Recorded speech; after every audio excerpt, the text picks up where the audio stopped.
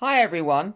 So, I just got a delivery from Amazon and it's these trout magnets or panfish magnet. I'm actually still waiting for the trout magnet kit, but I thought I would just go through this with you and do a little explaining here.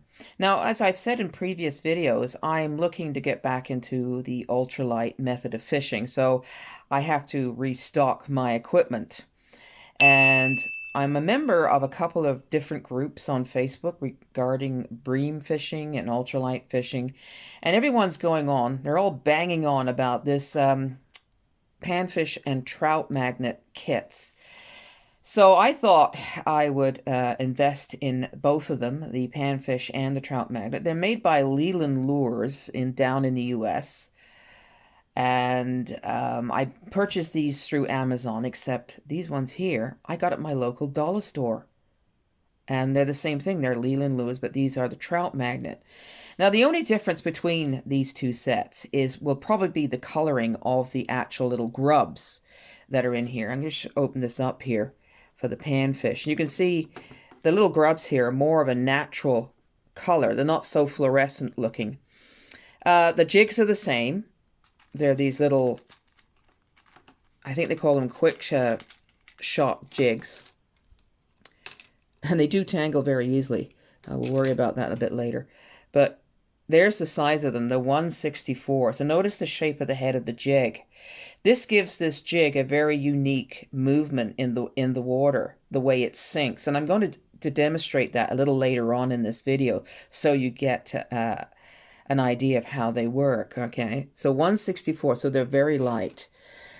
So yeah, this is the panfish.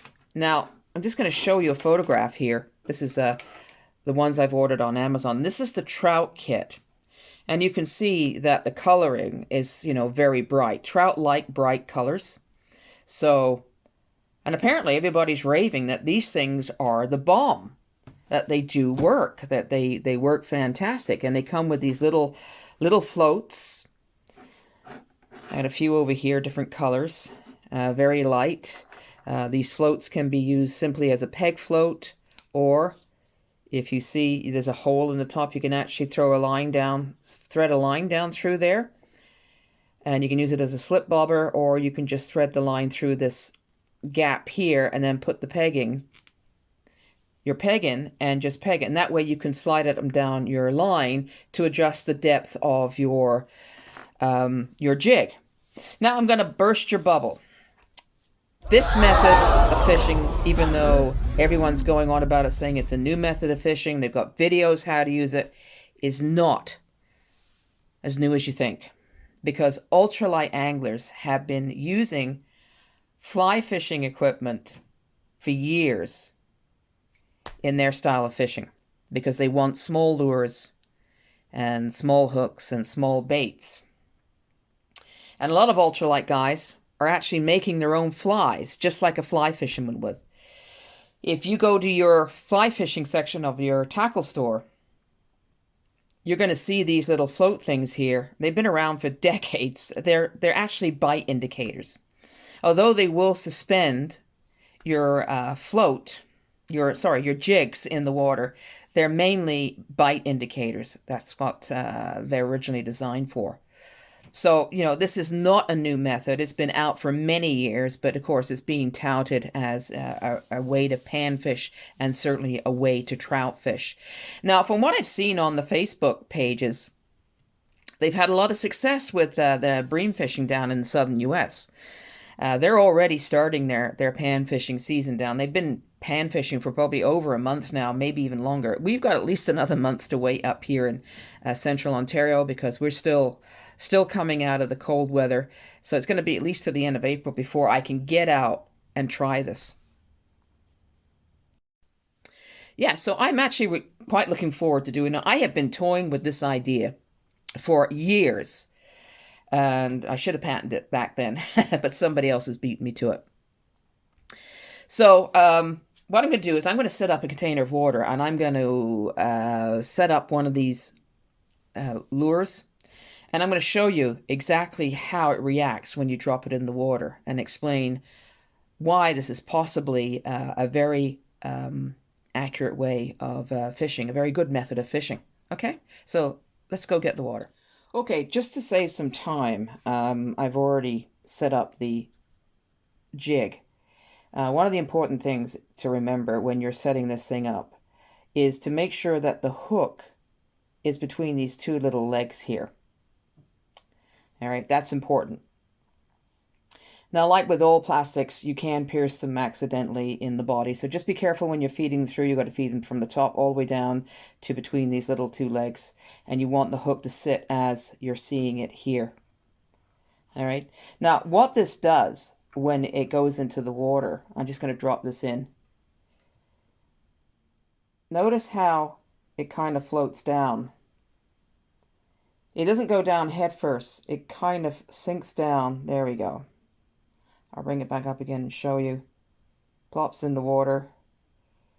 And it sinks down like an insect or a worm piece or a grub. Something that's terrestrial. That's not in, whose environment is not in the water.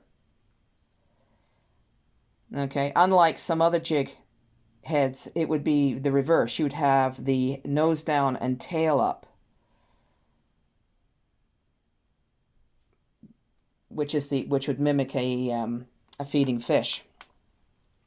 So that supposedly is what these little things are all about. And this little thing here does hold this up in the water. Here, I'll show you. I'll straighten it. I'll lower it so you can take a look here. You can see. Let me just lift the camera up. There we go. You can see that it does support, that little float does support. And notice the way it's kind of sitting in the water. It's a typical profile of a worm or some insect that has fallen into the water. The water is not its natural habitat. It's fallen into water and it's sinking down to the bottom, or it's just floating above the bottom, whatever, or somewhere in the water column. And that's what this float here this jig here is supposed to mimic. And this supposedly is what makes this thing the bomb. Well, I don't know about that. I've got to try it out and see if it actually works. I'm going to be experimenting with a fly fishing rod. I'll get into that in another video. I'm waiting for the reel that I've ordered to use. And I will probably have the bane of every fly fisherman in the world on me when they see that video. But yeah, I just wanted to talk to you about these magnet kits. You know, just want to see what you think of them. Everybody's kind of talking about them. They say they work really well. You'll be really pleased with them. Yeah. So this is what I will be trying with the pan fishing this season. Leland Lures. Okay? Just thought I'd share it with you. What I like about it is that you can just keep these little bite indicators in an old pill bottle. Yeah. Anyway, so just thought I'd share that with you. When I get my new reel for my bastardized fly fishing setup, we'll do another video. Okay? So this is Sharon saying bye-bye for now.